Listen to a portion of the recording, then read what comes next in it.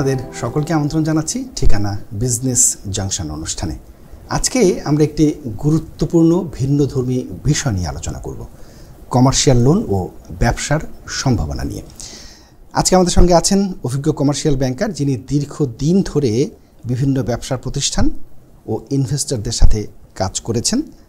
আমরা জানব commercial mortgage আসলে কি, কাদের জন্য এই লোন, মার্কেটে বর্তমানে কী কী সুযোগ আছে, চ্যালেঞ্জ কি, এবং নতুন উদ্যোক্তাদের জন্য ব্যাংকের দৃষ্টিকোণ থেকে কি কি বিষয় গুরুত্বপূর্ণ। আমার আজকের অতিথি ইসমাইল আহমেদ, সিইও আইরিকন। আপনাকে ওয়েলকাম জানাচ্ছি স্টুডিওতে। থ্যাংক ইউ আবির ভাই, থ্যাংক ইউ আমাকে আমন্ত্রণ জানানোর জন্য। অনেক অনেক অনেক ধন্যবাদ। আজকে আমরা আসলে জানতে চাইব আপনার সম্পর্কে এবং আপনার প্রফেশন সম্পর্কে, কমার্শিয়াল মার্কেট সম্পর্কে। একেবারে শুরুতে যদি একটুখানি জানতে চাই যে আপনার এই মার্কেটে আপনার যে জার্নি, এটা আসলে কেমন ছিল এবং কেন আপনি কমার্শিয়াল মর্টগেজ ইন্ডাস্ট্রিতে এলেন, কীভাবে এলেন? থ্যাংক ইউ আবির ভাই অ্যাগেন। সো আমার যে ক্যারিয়ারটা, আমি ব্যাংকিং সেক্টরে আমি যোগ দিয়েছি 2001 সালে। সো আমি তখন সেকেন্ড ইয়ার আমি কলেজে পড়তাম। সো আমি যে একটা রিটেল একটা দোকানে কাজ করতাম, নর্থস্ট্রম। সো এখানে আমার একজনের সাথে পরিচয়। সো ওনার মাধ্যমে আমি ইনভেস্টমেন্ট ব্যাংকিংয়ে আমি প্রথমে ঢুকেছিলাম সিটি ব্যাংকে, তখন ছিল সিটি গ্রুপ। সো আমি ওই ইনভেস্টমেন্ট ব্যাংকিংয়ে আমি লাইসেন্স করে আমি ইনভেস্টমেন্ট ব্যাংকার হিসাবে আমি কয়েক বছর কাজ করার পরে 3 বছর পরে আমি আসছিলাম রিটেল সাইড, রিটেল ব্যাংকিং যেটা আমরা দেখে থাকি। সো রিটেল ব্যাংকিংয়ে আমি relationship banking, investment banking, branch management আমি করেছি কয়েক বছর। তারপর 2012 সালে আমি আরেকটা ব্যাংকের সাথে আমি জয়েন করলাম কমার্শিয়াল রিয়েল এস্টেট ট্রানজ্যাকশন নিয়ে। সো ওইটা থেকে আমি 2012 থেকে আমার এক্সপার্টিসটা কমার্শিয়াল রিয়েল এস্টেটের উপরেই। আর আমার কারণটা, মুভমেন্টের কারণ হচ্ছে কি, আমি সবসময় জানতে চাইতেছিলাম যে ব্যাংকিং সেক্টরে কোন এরিয়াতে আমার বেশি ভাল লাগে করার সময়। সো ইনভেস্টমেন্ট ব্যাংকিংটা আমার জন্য এনজয়েবল ছিল। Retail banking it was okay, but আমি কমার্শিয়াল রিয়েল এস্টেট আসার পরে আমি দেখলাম যে না, এখানে আমার উৎসাহটা বেশি ছিল শেখার জন্য, জানার অনেক কিছু জানার। সো এই একটা জিনিসের জন্য আমি ওইখানে উৎসাহ পেয়েছি। আমার কাছে এই সেক্টরটা আমার কাছে ভালো লাগছে। আচ্ছা, মানে আজকের দিনে একজন কমার্শিয়াল ব্যাংকার হওয়ার সবচেয়ে বড় চ্যালেঞ্জগুলো কি বলে আপনি মনে করেন? সো কমার্শিয়াল সেক্টরে প্রথম হচ্ছে গিয়ে আমরা যেটা বলি ব্যারিয়ার টু এন্ট্রি, মানে ঢোকার সময় একটা ব্যারিয়ার। আমাদের কমার্শিয়াল ইন্ডাস্ট্রিটা বলতে গেলে একটু ছোটো, হ্যাঁ, যদিও বড় মানে অনেক মনে হয় যে অনেক কিছু হচ্ছে, বাট আপনি দেখবেন যে খুব সীমিত কিছু মানুষ এই কমার্শিয়াল রিয়েল এস্টেটের ট্রানজ্যাকশন করতেছে। স্পেশালি যত বড় ধরনের ট্রানজ্যাকশনে যাবেন ওইটা তত সীমিত হয়ে আসে। রিস্কের কারণে নাকি? এটা আপনার জাস্ট নলেজ বেস, তারপর আপনার কানেকশন, রিলেশনশিপ, স্পেশালি বড় ডিলগুলা, $10 মিলিয়ন উপরে ডিলগুলাতে ইটস ভেরি মাচ রিলেশন, অনেক কন্ট্রোল থাকে কে কীভাবে করতেছে। ছোটোখাটো ডিএলে মার্কেট বড়। সো এইটা একটা ব্যাপার। আর হচ্ছে গিয়ে মানে অ্যাক্সেসটা, যে আমি কোন দিক দিয়ে যাব, কীভাবে ঢুকবো। সো ইউজুয়ালি যদি কেউ ব্যাংকিং লাইনে থাকে, কেউ যদি রিলেশনশিপ, আমাদের অনেকে এখন আছেন যারা ব্যাংকিংয়ে পার্সোনাল ব্যাংকার, রিলেশনশিপ ব্যাংকার, ব্রাঞ্চ ম্যানেজার হিসেবে কাজ করতেছেন সেলসে, ওনাদের জন্য এই ট্রানজ্যাকশনটা করাটা সহজ হবে যদি ওনাদের ইন্টারেস্ট থাকে এটার ব্যাপারে। আর বাট আদার দেন দ্যাট কিছু ট্রেনিং কোর্স আছে, সার্টিফিকেশন প্রোগ্রাম আছে, এগুলো করলেও এন্ট্রি লেভেল থেকে শুরু করা যায়। মানে যে আমি যদি একটা বিষয় জানতে চাই, সেটা হচ্ছে যে রেসিডেন্সিয়াল মর্টগেজ এবং কমার্শিয়াল মর্টগেজের আসলে মূল পার্থক্যটা আসলে কোন জায়গাটাতে? That's a very good question. আমাদের মেইন চারটা পার্থক্য হচ্ছে গিয়ে যে রেসিডেন্সিয়ালটা হচ্ছে গিয়ে আপনার নিজে থাকার জন্য, আপনার প্রাইমারি রেসিডেন্সিয়াল, আপনি নিজে থাকবেন, আপনার কিচেন পছন্দ হতে হবে, আপনার বাথরুম পছন্দ হতে হবে, আপনার স্কুল ডিস্ট্রিক্ট পছন্দ হতে হবে, আপনার বাড়ির সামনে গাছ আছে নাকি, এই জিনিসগুলো কতটুকু জায়গা আছে, অনেক জিনিস, কারণ এখানে আপনি থাকবেন, এখানের মধ্যে একটা ইমোশনাল অ্যাটাচমেন্ট আছে। কমার্শিয়াল রিয়েল এস্টেট হচ্ছে গিয়ে নাম্বার, আপনি একটা ইনভেস্ট করবেন, আপনি $1 মিলিয়ন ইনভেস্ট করবেন, ওইটা রিটার্ন আসবে কিনা না, আপনার রিস্ক কতটুকু আছে, এইটার উপরে ডিপেন্ড করে।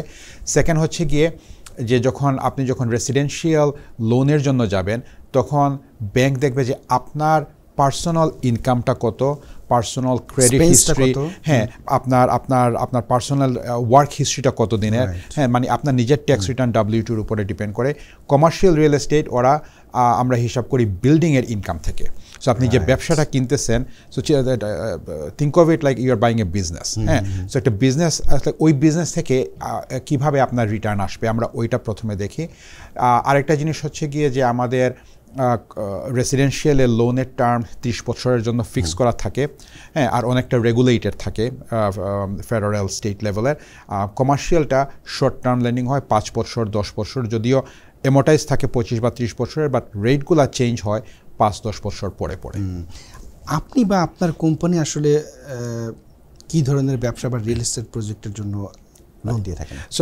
সো আমার ব্যাকগ্রাউন্ডে যেটা বলতেছিলাম যে আমি 2012 থেকে 2022 পর্যন্ত আমি কমার্শিয়াল রিয়েল এস্টেট আমি দু একটা ব্যাংকের সাথে আমি কাজ করেছি। 2022 সালে আমি ব্যাংকিং সেক্টর ছেড়ে আমার নিজের কমার্শিয়াল ব্রোকারেজ কোম্পানি আমি ওপেন করেছি, যেটা আইরিকম।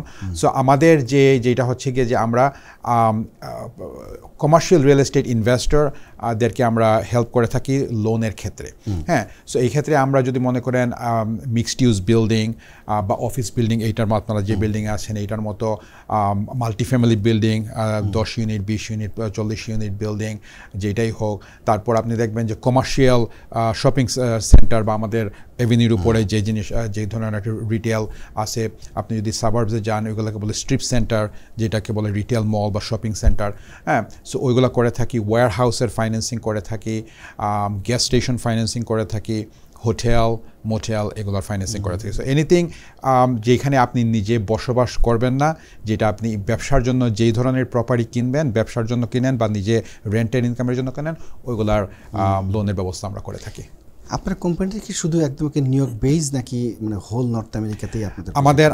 আমাদের ফুল নর্থ আমেরিকা। আমাদের প্রায় বলতে গেলে 42টা স্টেটের সাথে আমাদের লাইসেন্সিং আমাদের আছে। সো আমরা যেমন আমি একটা এক্সাম্পল দিই, গত বছর আমরা লোন করেছি 17টা ডিফারেন্ট স্টেটে, প্রায় 26টা ব্যাংকের সাথে। So wide range of bank আমাদের কাছে available, plus different state. But majority আমাদের বলতে গেলে প্রায় 65% বিজনেস আমাদের নিউ ইয়র্ক বেসড। এই 65-এর মধ্যে বলতে গেলে 70% আমাদের বড় Queens, Brooklyn, Bronx, Manhattan base. এই যে আপনার 17 যে সংখ্যাটা বললেন, এর মধ্যে কি আমাদের বাংলাদেশে কেউ আছে? জি, সো বাংলাদেশে আমাদের আমি যখন শুরু করি, আমাদের বাংলাদেশি আমার নিজস্ব ক্লায়েন্ট বেস ছিল মনে করেন লেস দেন 20%। এইটা আমি বলবো এখন 40%, 45%-এর কাছাকাছি। হ্যাঁ, সো এটা দুইটা জিনিস। একটা হচ্ছে গিয়ে আমার আগ্রহ হচ্ছে গিয়ে আমি আমার কমিউনিটির মানুষদেরকে সার্ভ করি, সো আমি রিচ আউট করি অনেকের কাছে। আর আরেকটা জিনিস হচ্ছে আমাদের কমিউনিটিও গ্রো হচ্ছে। হ্যাঁ, আমাদের কমিউনিটির একটা ম্যাচুরিটি হচ্ছে। মানুষের অনেকেরই প্রাইমারি রেসিডেন্স কিনা হয়ে গেছে 10 বছর 15 বছর আগে। ইনভেস্টমেন্টের জন্য মানুষ এখন আগাচ্ছে। অনেকেই ইনভেস্টমেন্টের ক্ষেত্রে লিমিটেড ছিল ফিক্স অ্যান্ড ফ্লিপ করার জন্য বা 1 to 2 ফ্যামিলি কেনার জন্য, ওনারা এখন শিফট করতেছেন একটু লার্জার প্রপার্টি কেনার জন্য বা রিটেল সেন্টার কেনার জন্য। সো এই জিনিসগুলো হচ্ছে আমাদের কমিউনিটিতে, এটা বাড়তেছে, ভেরি এক্সাইটিং। আচ্ছা, একটি বিষয় যদি জানতে চাই, যেমন ধরেন যে কোনো একজন উদ্যোক্তা বা ইনভেস্টর যদি কমার্শিয়াল লোনের জন্য আবেদন করে, মানে সেক্ষেত্রে আসলে ব্যাংক মানে কোন বিষয়ের উপর বেশি গুরুত্ব দেয়? সো কমার্শিয়াল লোনে আমাদের প্রথম 4টা জিনিস আমরা বলি 4-legged চেয়ার যেটা থাকতে হয়। একটা হচ্ছে গিয়ে যে প্রপার্টির লোকেশন এবং প্রপার্টির যে সিচুয়েশনটা, যে প্রপার্টি থেকে রেন্ট আসতেছে কিনা না, প্রপার্টি টেনেন্টেড কিনা না, এই জিনিসটা নাম্বার 1 ওরা দেখে। তারপর ওরা ক্যাশ ফ্লো দেখে যে এটা থেকে কত টাকার ইনকাম আসতেছে, কত টাকার এক্সপেন্স আছে। সো ওইটার একটা রেশিওর একটা হিসাব আছে, যেটা দেখার পরে দেখা যায় যে ওইটা ঠিক আছে কিনা না। আর তারপর আমাদেরকে দেখতে হয় যে বড়োয়ার যিনি এটা কিনতেছেন, ওনার ক্রেডিট আর experience, not income per se, but ওনার ক্যারেক্টারটা কীরকম, ওনার উইচ ইজ দ্য ক্রেডিট, আর ওনার এক্সপিরিয়েন্সটা কীরকম আছে। হ্যাঁ, ওইটার উপরে আমরা দেখে থাকি। আর একটা জিনিস হচ্ছে গিয়ে লোকেশন, যে প্রপার্টি কোন জায়গায়। সো মেজরিটি ফোকাসটা আমরা দিই প্রপার্টির উপরে, প্রপার্টির ইনকামের উপরে, প্রপার্টির লোকেশনের উপরে, প্রপার্টির কন্ডিশনের উপরে। আর ওইটা যদি প্রথমে চেক আউট হয়, তারপরে আমরা আসি যে বড়োয়ার যিনি, ওনাদের হিস্ট্রিটা কী বা ওনাদের ব্যাকগ্রাউন্ডটা কী বা ওনাদের এক্সপিরিয়েন্স অথবা ওনাদের লিকুইডিটি কীরকম আছে ওইটার উপরে। একদম একবারে বর্তমানে আমেরিকাতে যদি বলি আর কি, কমার্শিয়াল রিয়েল এস্টেট এবং মানে লোন মার্কেটের অবস্থাটা কীরকম? সো লোন মার্কেট একটু স্ট্যাগনেন্ট এখন বিকজ অফ আমাদের যে রেটের জন্য। আর একটা সমস্যা আমাদের যেটা আমরা ফেস করতেছি অনেকেরই, যে 5 বছর আগে রেটটা কম ছিল। সো অনেক রেট, আমি যেটা প্রথমে বলেছিলাম যে রেট অ্যাডজাস্ট হয় প্রত্যেক 5 বছর পরে বা 10 বছর পরে। সো 5 বছর 7 বছর আগে যারা লোন নিয়েছে, যে লোনগুলো এখন ম্যাচিউর হচ্ছে 3.5-4% থেকে লোনগুলো ম্যাচিউর হচ্ছে এখন 7-7.5%। So that's a big gap. So ওইটার জন্য অনেক যারা এক্সিস্টিং ব্যাংক যারা, ওরা ওদের নিজেদের পোর্টফোলিওটাকে চাইতেছে গুছিয়ে রাখার জন্য, কারণ ডিফল্টে না যাওয়ার জন্য। সো অনেক ব্যাংক এখন টাইট হয়ে আছে, ওরা নতুন লোন দিচ্ছে না, কারণ ওদের নিজের যে পোর্টফোলিওগুলো ওইগুলোর মধ্যেই সমস্যা চলতেছে। কারণ ওরা 5 বছর আগে 4% লোন দিচ্ছে, এই লোনগুলো ম্যাচিওর এখন 7% হয়তো আন্ডার রাইটিং করা যাচ্ছে না। সো এই ক্ষেত্রে অনেক ব্যাংকই স্টাক হয়ে আছে, কারণ ওদের ব্যালেন্স শিট ফুল। হ্যাঁ, ওই লোনগুলো ছুটতেছে না, ওই লোনগুলো ট্রানজ্যাকশন হচ্ছে না। সো এইটা একটা আমরা দেখতেছি ট্রানজ্যাকশন আমাদের এখন, specially large transaction 10 million plus transaction অনেকই কমে গেছে আমাদের জন্য। উইদিন 500 to 5 মিলিয়নের ট্রানজ্যাকশন প্রচুর হচ্ছে, অ্যাক্টিভিটি আছে মার্কেটে, যেটা বললাম যে অনেক নতুন ইনভেস্টর থাকার জন্য এই অ্যাক্টিভিটিটা চলতেছে। আচ্ছা, যেমন ধরেন হসপিটাল, রিটেল বা মাল্টি ফ্যামিলি, আমি যদি অফিস স্পেস এগুলো বলি আর কি, মানে এগুলো লোন পাওয়ার ক্ষেত্রে কি সহজ অর চ্যালেঞ্জিং আপনি কি মনে করেন? So it depends. আপনি যদি একটা ভালো প্রপার্টি যদি পান, হ্যাঁ, ভালো যদি ক্যাশ ফ্লো থাকে, আপনার ক্রেডিট যদি ভালো থাকে, তাহলে ইটস ওকে, এটা পাওয়া যায়, লোন পাওয়া যায়। আপনার ডাউন পেমেন্টটা একটু বেশি থাকতে হয়, 25-30% ডাউন পেমেন্ট থাকতে হয় কমার্শিয়ালের জন্য। বাট কমার্শিয়ালের স্ট্রাকচারও ডিফারেন্ট। আপনি যদি মনে করেন ইনভেস্টর নিয়ে আসেন, ওই ডাউন পেমেন্ট রেজ করে, যেটা ভেরি কমন আমাদের এটা বলে ডেট অ্যান্ড একুইটি, যেটা আমরা স্ট্রাকচার করে থাকি, যে একজন থাকেন জেনারেল পার্টনার, উনি প্রপার্টি নেওয়ার পরে ওই ডাউন পেমেন্টের 30% উনি আরও 1-2জনের কাছ থেকে রেজ করলেন, তারপর ওই ডাউন পেমেন্ট নিয়ে ব্যাংকের কাছে গিয়ে বাকি 70% উনি করে নিয়ে আসলেন। So which is specially larger deal এটা করতে হয়, কারণ আপনার 10 মিলিয়ন ডিলে পট করে $3-4 মিলিয়ন নিয়ে আসা সবার জন্য। হ্যাঁ, সো এটা সিন্ডিকেশন করা হয়, উইচ ইজ নর্মাল স্ট্রাকচার। ব্যাংকে জানাতে হয় স্ট্রাকচারটা, আমাদেরকে ওইটা একটা আলাদা একটা স্ট্রাকচার করতে হয়। বাট ইটস ডুয়েবল, যেটা করা যায়। আর যেটা হচ্ছে গিয়ে একটা জিনিস যেটা আমি বলছিলাম যে এক্সপিরিয়েন্স। সো ফর এক্সাম্পল, এখন মনে করেন আমার ব্যাকগ্রাউন্ড, আমি একজন ব্যাংকার, হ্যাঁ, আমার কাছে হয়তো 2-1টা ছোটোখাটো প্রপার্টি আছে। এখন আমি যদি হঠাৎ করে গিয়ে একটা 40 ইউনিটের একটা রিটেল সেন্টার কিনতে যাই মিনিসোটায়, রাইট, ওইটাতে ব্যাংকে আমাকে, যদিও নাম্বার সব কিছুই ঠিক আছে, ব্যাংকে ওইখানে আমাকে কোয়েশ্চেন করবে যে ওরা ট্রাস্ট করতে পারবে কিনা না, আমি এত বড় একটা জিনিস আমি ম্যানেজ করতে পারবো কিনা না, কারণ আমার কোনো হিস্ট্রি নাই। এই চ্যালেঞ্জটা আমরা ফেস করি মাঝে মধ্যে, স্পেশালি গ্রাউন্ড আপ কনস্ট্রাকশনের ক্ষেত্রে। অনেকেই একদম নতুন করে দেখা যাচ্ছে যে হয়তো 40 ইউনিটের বিল্ডিং বিল্ড করতে যাচ্ছেন এজ এ ডেভেলপার। ব্যাংক বলবে যে না, এখানে আমরা এত টাকা দিতে পারবো না, কারণ এক্সপিরিয়েন্স যখন নাই, এটা আমাদের জন্য রিস্ক। সো কমার্শিয়ালি যেটা হয়, যেটা আমরা বলি কমন সেন্স ডিসিশন মেকিং। হ্যাঁ, সো ব্যাংকের লোন অ্যাপ্রুভ হওয়ার পরেও ক্রেডিট কমিটি আমরা বলি, ক্রেডিট কমিটি বসে, প্রত্যেক ব্যাংকের ক্রেডিট কমিটি আছে, ওরা মিটিং করে, কোয়েশ্চেন আনসার হওয়ার পরে এইসব জিনিসগুলো ওরা ক্লিয়ার কমফোর্টেবল হওয়ার পরে লোন স্যাংশন হয়। লাইক হাউ অ্যাবাউট একদম একেবারে মানে স্মল বিজনেস যারা করতে চায় বা নতুন উদ্যোক্তা যারা, তাদের ক্ষেত্রে? সো স্মল বিজনেস কেউ যদি বিজনেস নতুন করে শুরু করতে চান, ওইটার জন্য একটু টাফ, স্পেশালি যদি কেউ মনে করেন ক্যাশ রিলেটেড বিজনেস বা যেমন রেস্টুরেন্ট, এই ধরনের বিজনেস যদি কেউ করতে চান নতুন, ফান্ডিং পাওয়া অনেক টাফ। হ্যাঁ, টিপিক্যালি বিজনেসের ক্ষেত্রে আমাদেরকে যেটা করতে হয়, যে প্রথমে দেখা যায় যে ওনার ফাইন্যান্সিং অথবা ফ্রেন্ড ফ্যামিলির কাছ থেকে নিয়ে ওইটা শুরু করতে হয়। ম্যানুফ্যাকচারিং যদি কেউ শুরু করতে চায়, এখন মনে করেন অনেকে আছেন যে ওনারা ফার্মেসিস্ট বা ডক্টর, কিন্তু একটা মেডিসিন ম্যানুফ্যাকচারিং ফ্যাক্টরি করবেন, অথবা আপনারা একটা ক্লোদিং ফ্যাক্টরি করবেন, রাইট। ওইগুলোর ক্ষেত্রে কিন্তু আবার ইদানিং SBA ট্রাম্প অ্যাডমিনিস্ট্রেশন আসার পর থেকে ম্যানুফ্যাকচারিংয়ের জন্য অনেক উদ্যোগ বেড়েছে। ওরা চাচ্ছে যে এগুলোর জন্য আবার ফান্ডিং আছে। সো আমি এটা অনেকেই বলি যে কেউ যদি ম্যানুফ্যাকচারিং করতে চায়, this is the right time. হ্যাঁ, কিছুটা সহজ আছে, মানে কিন্তু ওরা যেটা দেখে যে আপনার সোশিও ইকোনমিক ভ্যালু ক্রিয়েট করতেছে না কিনা আপনার বিজনেস। হ্যাঁ, যেমন আমরা নতুন একটা করেছি, একজন ইঞ্জিনিয়ার, ওনারা একটা সোলার প্যানেলের একটা ম্যাটেরিয়াল বানানিয়ে কাজ করে। সো এই জিনিসগুলো হয় কি এগুলার বিজনেস প্ল্যানটা ভালো থাকে। হ্যাঁ, সো এই ধরনের যদি কোনো যেটাতে সোশিয়াল ইকোনমিক যেটাতে একটা ইম্প্যাক্ট হবে পজিটিভ, ওইগুলোর জন্য লোন আছে। এমনি মনে করেন দোকান খোলা, রেস্টুরেন্ট খোলা, ওইগুলোর জন্য একটা টাফ, ওইগুলোর জন্য লোন নাই, ওইগুলোর জন্য লোন বলতে গেলে পাওয়া ভেরি চ্যালেঞ্জিং। আচ্ছা, আপনি পার্সোনালি এবং আপনার সঙ্গে আরও অনেকে মিলে তো আপনারা যে ফেয়ারটা করেন প্রতি বছর, ইউএসবিসিসিআই যে ফেয়ারটা করেন, এই ফেয়ারটা তো আসলে উদ্বুদ্ধ করবার জন্যই করেন যে আপনারা আসলে কমার্শিয়াল মার্কেটে আসেন, ইনভেস্ট করেন, সেই কারণে করে থাকেন। এক্ষেত্রে আপনার নতুন উদ্যোক্তাদের জন্যও তো আপনারা বোধহয় রাইট। সো আমাদের একটা ভালো জিনিস আপনি বলেছেন। সো আমার বিসাইড আমার প্রফেশন, আমি director USBCCI, United States Bangladesh chamber of commerce. আমাদের যে গোল যেটা, যে আমরা চাই যে একটা বিজনেস কমিউনিটির সাথে একটা লিঙ্কিং ক্রিয়েট করা, সবাইকে জানানোর জন্য, অ্যাক্সেস দেওয়ার জন্য যে সুযোগ সুবিধা যেগুলো। সো আমরা দুইটা ইভেন্ট করে থাকি, একটা রিয়েল এস্টেটের ক্ষেত্রে করে থাকি, একটা বিজনেস। সো বিজনেসেরটা আমাদের হচ্ছে কি নভেম্বর 20 and 21 যেটা আপনারা জানবেন, আমরা ওইটার আয়োজন করতেছি। সো ওইগুলাতে আমরা করি কি, যেমন আমাদের অনেক যে রিসোর্সগুলা, যেমন small business administration, new York স্টেটের যে ফান্ডিং বা গ্র্যান্ট প্রোগ্রাম, আমাদের এগুলোর জন্য অনেক প্রোগ্রাম আছে, সিটির প্রোগ্রাম আছে, ফান্ডিং আছে, তারপর গ্র্যান্ট আছে, তারপর আপনার স্টেটের এই যে স্মল বিজনেসের কীভাবে কী করতে হয়, তারপর আইআরএস, তারপর আমরা নিয়ে আসবো কমিউনিটির হেল্পের জন্য।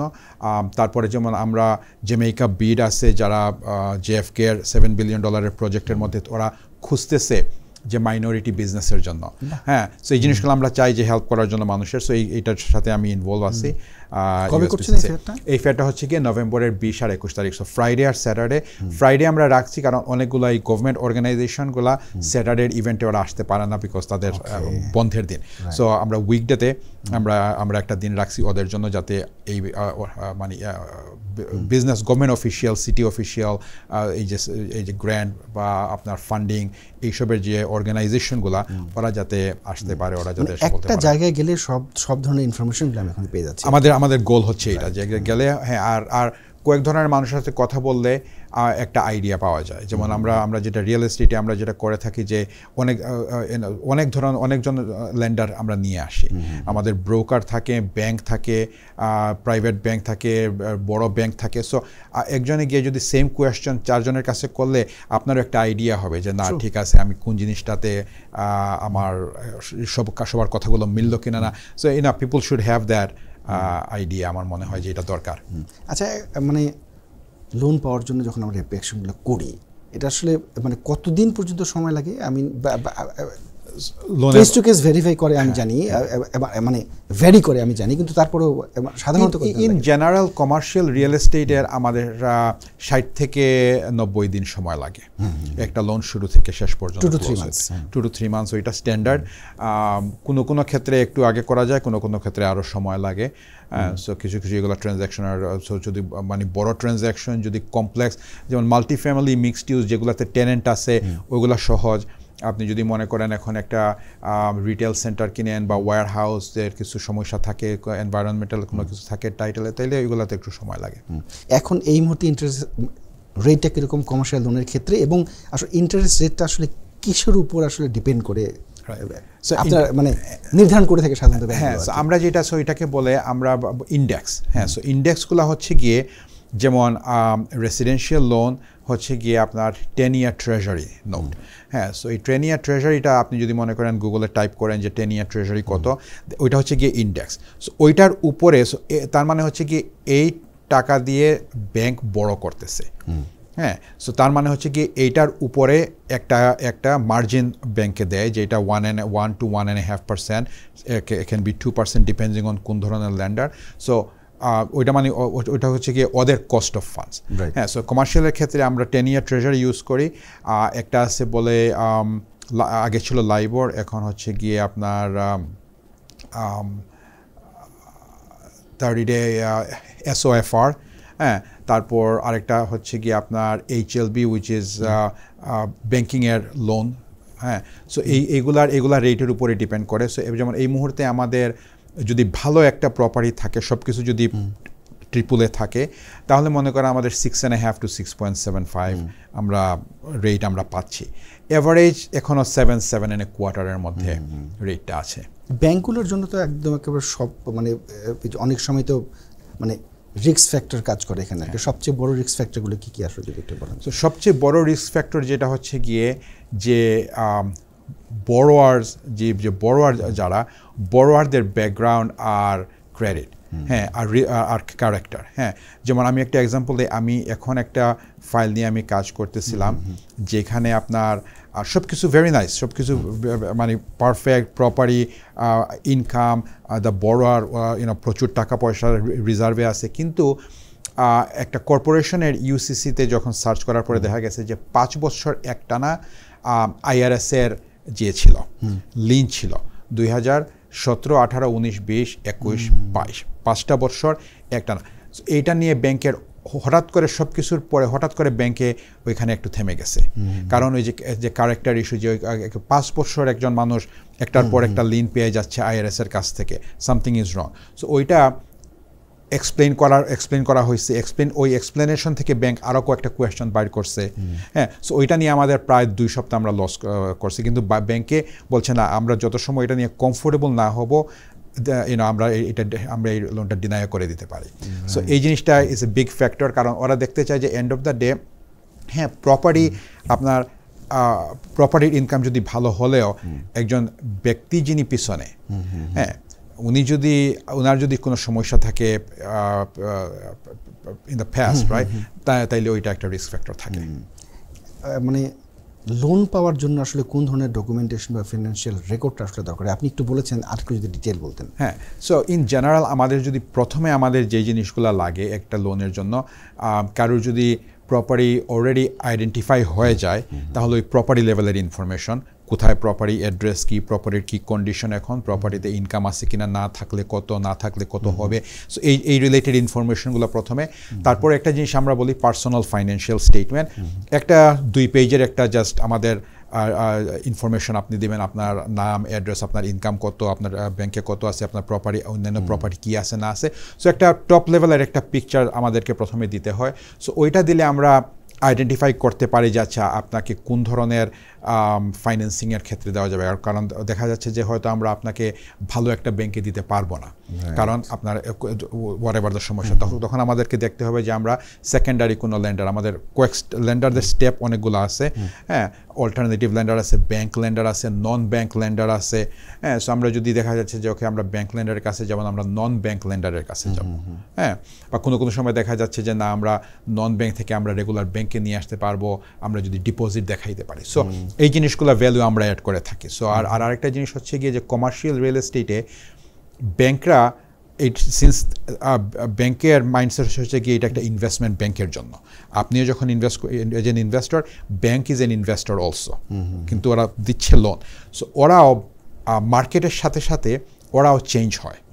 সো এইটা মনে করেন আপনি যদি দেখা গেছে যে হয়তো আপনি টিডি ব্যাংকের কাছ থেকে 5 বছর আগে আপনি একটা ওয়্যার হাউসের জন্য একটা লোন নিচ্ছেন, কিন্তু এখন গিয়ে যদি বলা আমি আরেকটা ওয়্যার হাউস কিনবো, ওরা বলবে যে না, আমরা এখন এটা করতেছি না, কারণ মার্কেট হয়তো চেঞ্জ হয়েছে, হয়তো ওদের ওয়্যার হাউস বেশি করে ফেলছে এখন। সো এই জিনিসগুলোর জন্য আমাদের দরকার হয়, আমাদের কমার্শিয়াল রিয়েল এস্টেটে অলমোস্ট 80-90% ডিএল ব্রোকার ড্রিভেন। হ্যাঁ, আমাদের মতো আরও কমার্শিয়াল স্পেশালিস্ট ব্রোকার যারা আছেন, আমাদের এই জিনিসগুলো আমরা সবসময় আপডেট করতে থাকি যে কোন ব্যাংক অ্যাক্টিভ না, মাল্টিফ্যামিলিতে কোন ব্যাংক অ্যাগ্রেসিভ, রিটেলে কোন ব্যাংক অ্যাগ্রেসিভ, গ্যাস স্টেশন কে দিচ্ছে না। সো এই জিনিসগুলো আমরা কনস্ট্যান্টলি আপডেট করতে থাকি। কার আন্ডাররাইটিং চেঞ্জ হচ্ছে, কোন ব্যাংকের আন্ডাররাইটিংগুলো আজকে একটু শিথিল, কারটা টাফ। সো এই জিনিসগুলো আমরা জানা থাকায় আমরা গাইড করতে পারি প্রপারলি, আর যাতে সময় ওয়েস্ট না হয়। আচ্ছা, একদম একেবারে রেগুলার ব্যাংক এবং যারা লেন্ডার, যারা ব্যাংক না, যারা লেন্ডার, এর মানে পার্থক্যটা আসলে কি এখানে? সো পার্থক্য, ব্যাংক হচ্ছে গিয়ে আপনাকে ব্যাংক ডিপোজিট কালেক্ট করতেছে। হ্যাঁ, সো যখন ডিপোজিট কালেক্ট করতেছে, তখন ওদের রেগুলেশনটা তারা আরও কয়েকটা রেগুলেশনের আন্ডারে পড়ে, FDIC, new York state banking. হ্যাঁ, কারণ ওইটা একটা রেসপন্সিবিলিটি একটা আপনার একজনের ডিপোজিট ব্যাংক নিচ্ছে। সো এই রেসপন্সিবিলিটি যখন আসে এটার সাথে আরও অনেক ধরনের রেগুলেশন এসে জমা হয়।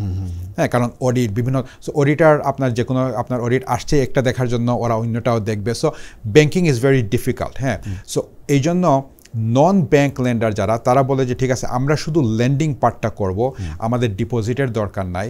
হ্যাঁ, যাতে ওদের ওই রেগুলেশনগুলো একটু শিথিল থাকে। হ্যাঁ, আর মানে হেডেকটা কম, যেটা সিম্পল জিনিস ওদের হেডেকটা একটু কম, ওরা ফোকাস শুধু লেন্ডিংয়ের ক্ষেত্রে। তো এই ক্ষেত্রে ওদের ওই সেম ব্যাংক থেকেই হয়তো টাকা আসছে, হ্যাঁ ব্যাংকের টাকাই আসতেছে, কিন্তু ওইটার সাথে ওইগুলো ব্যাংকের কাছে গেলে মনে করেন ওরা আপনার ডিপোজিট কোন ব্যাংকে আছে ওরা কেয়ার করবে না।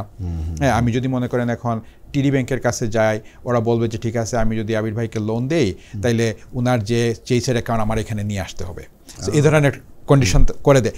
নন ব্যাংক লেন্ডাররা ওরা এইসব কেয়ার করতেছে না, ওরা দিচ্ছে। অল্টারনেটিভ লেন্ডার যারা ওরা হেজ ফান্ডের ব্যাক, ওরা আরেকটা ক্রাইটেরিয়া।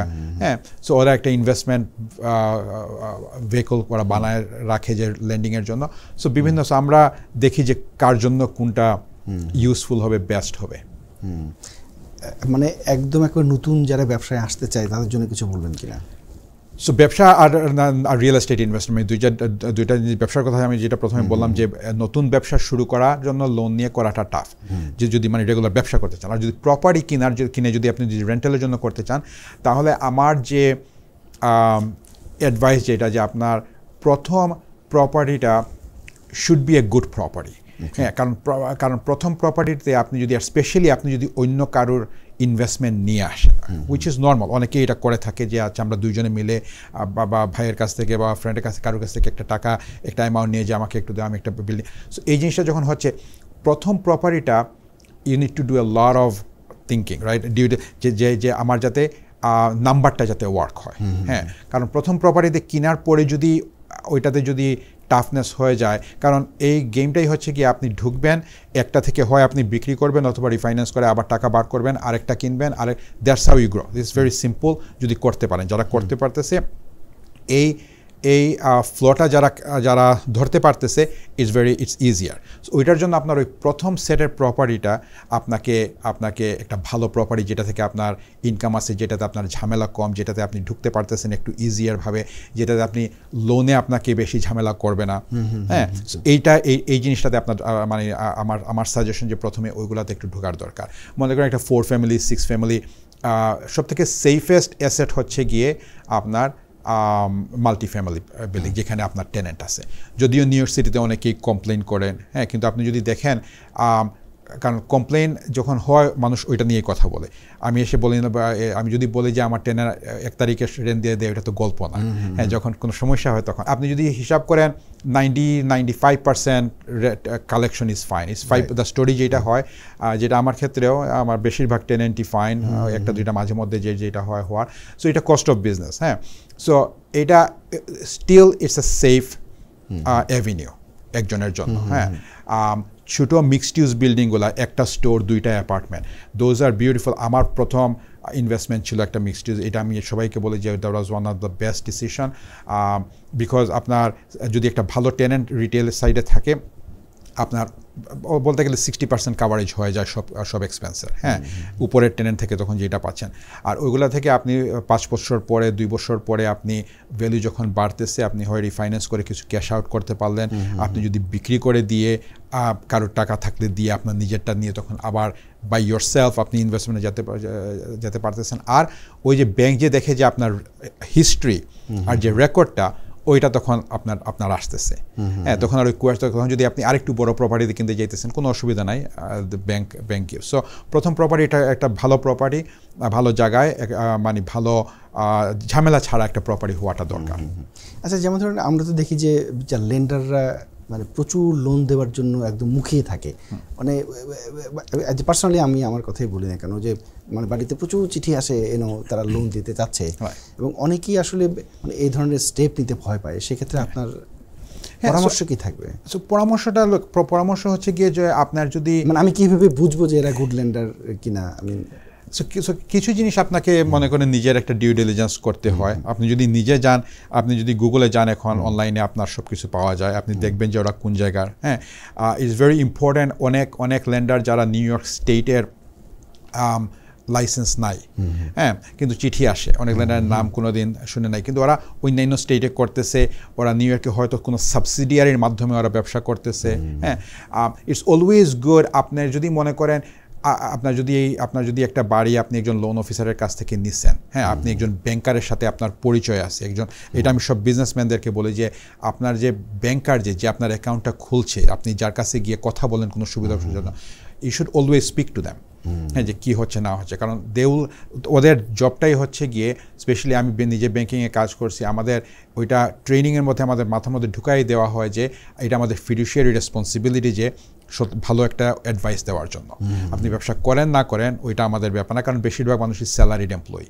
হ্যাঁ, তারা আপনি করলেও কিছু না করলেও কিছু না। হ্যাঁ, সো এই জিনিসটা ব্যাংকারদের সাথে কথা বলার জন্য আমি সবসময় মানুষকে বলি যে আপনার লোকাল ব্যাংকার যারা আছে, ব্যাংকের মাধ্যমে আপনার যদি আপনার ট্রাস্টেড যে লোন অফিসার যারা আছে, কথা বলেন, আইডিয়া নেন কোনো কিছু অ্যাপ্লাই করার আগে, কারণ অনেক জিনিস কথা বলতে তো অসুবিধা নাই। মানে এ ধরনের কোনো সাইট কি, মানে স্পেশালি আপনার কোম্পানির কথা যদি বলি আর কি, আইরিকম, মানে অনেকে হয়তো আপনাদের সাথে দেখা করে পার্সোনালি হয়তো এই বিষয়গুলো কথা বলতে চায়, কিন্তু হয়তো পার্সোনালি আপনি সময় দিতে পারছেন না, কিন্তু আপনাদের সাইটে গিয়ে হয়তো আমি আমার সম্পর্কে যাচাই করার চেষ্টা করলাম যে আমি আসলে এলিজিবল কিনা ওই লোনটা পাওয়ার, মানে আমাদের দুইটা জিনিস, আমাদের যে ওয়েবসাইট আছে যেটা iricom.com, সো ওইখানে গিয়ে আপনি যদি বেসিক কিছু ইনফরমেশন দেন, তাহলে ওইটা অটোমেটিক্যালি আমাদের একজন অ্যানালিস্ট বা প্রসেসরের সাথে বা লোন অফিসার অ্যাসিস্ট্যান্টের সাথে কানেক্ট হয়। হ্যাঁ, সো আপনি কথা বলতে পারবেন। আপনি যদি এইটাও যদি করতে না চান, আমরা একটা অ্যাপ ডেভেলপ করতেছি যেটা উইথিন নেক্সট 2 to 3 months ইনশাল্লাহ আমাদের এটা চলে আসবে আন্ডার গ্রিফিন। ওই অ্যাপে গেলে আপনি এনি ল্যাঙ্গুয়েজ, আপনি যদি আমাকে কল করে আপনি যেভাবে কথা বলবেন যে ইসমাইল আমি একটা বাড়ি দেখতেছি, একটা বিল্ডিং দেখতেছি, এই সিচুয়েশন, আমার লোন হবে কিনা না, লোন হলে আমার কি ধরনের প্রাইসিং পাবো আর কি কি লাগবে, যেই সেম জিনিসগুলো আমাকে মানুষ কল করে কোয়েশ্চেন করে, বাংলা, ইংলিশ, উর্দু, আমরা 5-6টা ল্যাঙ্গুয়েজ আমরা অ্যাড করতেছি, এটা এআই বেসড আমরা ট্রেন। সো এই জিনিসটা আপনি অ্যাপ থেকে আপনি যে কোনো মানুষ তখন এটা করতে পারতেছেন। হ্যাঁ, আর এটা কমপ্লিটলি ফ্রি। আর যখন যদি সব কিছু করার পরে যদি ফার্দার যদি ইনস্ট্রাকশনে যেতে চান, যে দেন আমরা ওইটাকে কনভার্ট করি। But other then that it's something what within next time আমি আসি এটা হয়ে যাবে। আমরা একেবারে অনুষ্ঠান শেষ করবার আগে আপনার কোম্পানিটি সম্পর্কে যদি দর্শকদের একটুখানি ইন ডিটেল আইডিয়াটা দেন। Thank you. সো আমার কোম্পানি হচ্ছে গিয়ে iricom.com। আমরা একটা technology focus commercial real estate brokerage. আমাদের কাজ হচ্ছে গিয়ে আমরা কমার্শিয়াল রিয়েল এস্টেট ইনভেস্টর অথবা বিজনেস পিপুল যারা নিজেদের প্রপার্টি কেনার জন্য চেষ্টা করতেছেন বা ফাইন্যান্সিংয়ের প্রয়োজন, ওনাদেরকে আমরা একজন লেন্ডারের সাথে আমরা ম্যাচ করায় দেই। So we are the broker in this transaction. আমরা প্রায় প্রত্যেক বছর, এই বছর আমাদের অলমোস্ট $80 million আমরা লোন অরিজিনেশন করেছি। গত বছর আমরা 24টা স্টেটের সাথে 17টা স্টেটের সাথে 24টা বা 25টা ব্যাংকের সাথে আমরা ডিল করেছি। প্রায় $120 million লোন আমরা অরিজিনেশন করেছি গত বছর। আমাদের ফুল ফ্লেজের আমাদের অ্যানালিস্ট, প্রসেসর সবাই আছে। আমাদের অনেক জিনিস আমরা টেকনোলজি ড্রিভেন আমরা করে থাকি, হ্যান্ড হোল্ড করে থাকি। সো আমাদের লোন অ্যাসিস্ট্যান্ট আছে, লোন অরিজিনেটর আছে, pretty much anything, multi family থেকে শুরু করে 2 ফ্যামিলি ইনভেস্টমেন্ট থেকে শুরু করে আপনার যে কোনো ধরনের কমার্শিয়াল প্রপার্টি আপনি যেটা মাথায় আসে, যে ধরনের whatever you can think of, ওইগুলোর ফাইন্যান্সিং আমরা করে থাকি। আর আমার একটা জিনিস আমি বলতে চাই যে আমার পার্সোনালি আমার টার্গেট যেটা, যে আমি চাই আমাদের বিজনেস ওনার যারা রেন্ট দিয়ে যারা ব্যবসা করতেছেন 2 বছর, 3 বছর, 4 বছর থেকে, কিভাবে ওই রেন্টটাকে কনভার্ট করে একটা প্রপার্টি ওন করে এই ব্যবসাটা করা যায়, এই বিষয়ে আমি আই বিন ভেরি অ্যাক্টিভ। আমি অনেকেই আমি কনভার্ট করাইতেছি, আমি অনেকেই আমি এটা নিয়ে অ্যাডভাইস করে থাকি। সো আমি এটা নিয়ে অ্যাডভাইসও করি, প্লাস যখন লোনের সময় আসলে লোনেরও হেল্প করে থাকি। সো এই জিনিসটা যদি কেউ জানতে চান, I would love to help. আপনাকে অনেক অনেক অনেক ধন্যবাদ। অনুষ্ঠান শেষ করবো, কিন্তু তার আগে একদম শেষ করবার আগে আরেকটি প্রশ্ন করতে চাই, কারণ আমরা তো খুব দ্রুত এগিয়ে যাচ্ছি, টেকনোলজি এগিয়ে যাচ্ছে, সমাজটা এগিয়ে যাচ্ছে। নেক্সট 5 to 10 ইয়ার্সে আসলে কমার্শিয়াল লোন মার্কেটে মানে কী ধরনের পরিবর্তন আসবে বলে আপনি আশা করেন? মানে হ্যাঁ, না আশা না, এটা আমরা দেখতেছি আমাদের চোখের সামনে হচ্ছে। যেমন এই আমাদের মতো যে রোলগুলা, হ্যাঁ আমি যে বললাম যে আমরা যে ভ্যালুগুলো অ্যাড করতেছি, রাইট, এই জিনিসগুলা আরও সহজ হয়ে যাবে মানুষের জন্য পাওয়া। হ্যাঁ, এখন আমার কাছে এসে একজন একটা লার্জ একটা ফি অ্যামাউন্ট আমাকে দিতে হচ্ছে বিকজ আমার সার্ভিসের জন্য, সো ওই জিনিসটা কাট ডাউন হবে। হ্যাঁ, অনেক ধরনের ব্যাংকিং পজিশন যেগুলো আছে, যেমন ব্যাক এন্ডের আপনি আন্ডার রাইটিং বলেন বা ব্যাক এন্ডের কিছু, এই জিনিসগুলো আপনার যে হবে। তারপর আপনার প্রপার্টির ইনফরমেশনগুলো, হ্যাঁ এগুলো আরও এফিশিয়েন্ট হবে, আরও বাড়বে। আপনার যে এজেন্ট, আর যেমন এখন মনে হয় যে অনেক জিনিস সিক্রেটিভ এখনও, হ্যাঁ ও শুধু হয়তো ইসমাইল জানে বা শুধু আপনি একজন এজেন্ট আপনার কাছে, এই জিনিসগুলো আস্তে আস্তে ডেমোক্রেটাইজ হচ্ছে। তো আমরাও চাচ্ছি যে এটার সাথে তাল মিলিয়ে চলার জন্য, যেমন আমাদের যে প্ল্যাটফর্মটা করতেছি ওই প্ল্যাটফর্মে আমাদের যে অপশনগুলো থাকতেছে, যে যদি একজন ক্লায়েন্ট যদি সব হেল্প না দিয়ে, হয়তো দেখা যাচ্ছে যে আপনি সব কিছু করতে পারবেন, কিন্তু শুধু একজন লেন্ডারের সাথে আমি কানেক্ট করায় দেওয়ার জন্য এখন আমাকে আপনি ফুল আমার সার্ভিস ফি দিতে হচ্ছে। সো ওই টেকনোলজি থাকলে আমি তখন হয়তো আমি বলতে পারবো যে ঠিক আছে, আমার টেকনোলজি আপনাকে হেল্প করতেছে, আপনি আমাকে মেবি ভেরি স্মল অ্যামাউন্ট একটা পার্সেন্ট দিয়ে you can do the whole thing. So এই জিনিসগুলো আমরাও চাচ্ছি, যে কারণ end of the day competitive থাকতে হয়, end of the day ahead of the curve থাকতে হয়। বাট হ্যাঁ, বাট টেকনোলজি অনেক জিনিসই চেঞ্জ হচ্ছে। আপনাকে অনেক অনেক অনেক ধন্যবাদ আজকের এই অনুষ্ঠানে এসে অনেকগুলো তথ্য আমাদের সঙ্গে শেয়ার করবার জন্য। আপনাকেও ধন্যবাদ অরির ভাই, আমাকে আমন্ত্রণ করার জন্য, এখানে আনার জন্য। থ্যাংক ইউ আপনাকে। আজকে আমার অতিথি ছিলেন iRecom-এর সিইও ইসমাইল আহমেদ। আমরা কমার্শিয়াল লোন এবং ব্যবসার সম্ভাবনা নিয়ে ইন ডিটেল আলোচনা করেছি। আজকের এই অনুষ্ঠানটি যারা শুনলেন, আমার বিশ্বাস যে কমার্শিয়াল রিয়েল এস্টেট মার্কেটে আপনারা যারা আসতে চান তাদের জন্য এই তথ্যগুলো অনেকটাই কাজে লাগবে। আপনারা ভালো থাকবেন, সুন্দর থাকবেন। দেখা হবে আগামী অনুষ্ঠানে অন্য কোনো অতিথিকে নিয়ে, অন্য কোনো বিষয় নিয়ে। ভালো থাকবেন সবাই।